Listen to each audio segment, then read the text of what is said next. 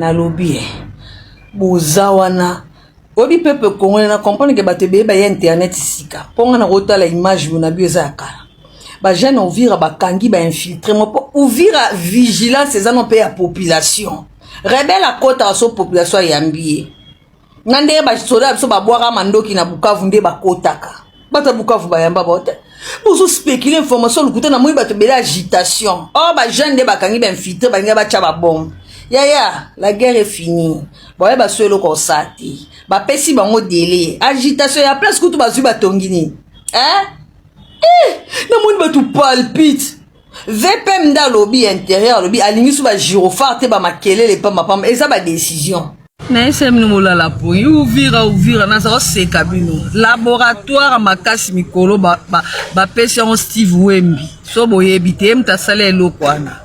et puis bana ouvira ba vigilant bande kwa goma to ese mino za kimia j'espère na mambo comme libino était ibino lola o ba lakai bino bo moni yango na misu non merci mokonzazaka moko Félix Antoine Tshisekedi Tshilombo. D'abord que nous suivons de près la situation sur le terrain, spécifiquement dans la province du Sud Kivu, axe Kamanyola-Uvira. Vous savez qu'il y a quelques jours, l'armée a communiqué pour dire qu'il y a des bombes qui sont parties de Bugarama au Rwanda, qui sont tombées sur des cibles notamment civiles. Et la réunion de ce matin avec la Première ministre est bien au-delà de ce que nous nous sommes dit à propos de ce qui s'est passé à Washington, c'est de regarder, parce qu'il y a des rapports notamment du CICR et des organisations humanitaires qui nous donnent des informations particulièrement inquiétantes, et donc il était important pour la Première ministre chef du gouvernement de réunir autour de lui tous les ministres, notamment ceux de la Défense, de l'Intérieur,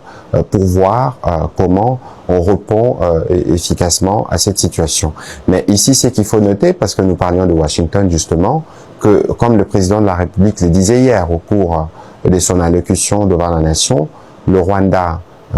viole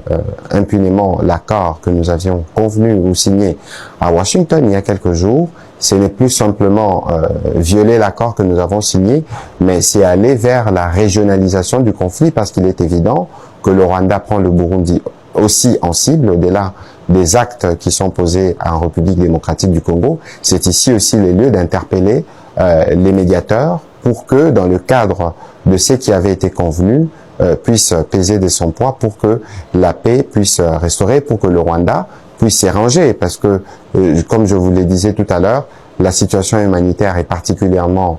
préoccupante. Lorsqu'on attaque des écoles, on attaque des centres de santé, on attaque des maisons d'habitation, c'est clair qu'il y a une volonté de s'aimer la terreur. C'est ici aussi l'occasion d'interpeller très vivement tous nos compatriotes qui sont particulièrement sur les réseaux sociaux. Nous parlons souvent du poison rwandais. Il faut faire très attention sur tout ce qui circule. Nous sommes engagés dans un devoir de redevabilité. Nous viendrons donner les tableaux généraux de la situation. Vous savez que nos militaires sont engagés sur plusieurs fronts et que la situation sur le front peut être mouvante, et donc il ne faut pas suivre tout ce qui est donné. Vous connaissez par qui et par quel compte passent les poisons rwandais. Il est important que nos populations puissent être vigilantes et puissent se référer aux canaux officiels à travers lesquels nous avons communiqué. Je tiens à apporter ces précisions parce que c'est crucial en ce moment où la manipulation peut à elle seule s'aimer la panique au milieu de nos populations. Durant la réunion que nous avons eue avec la Première ministre, nous avons eu l'occasion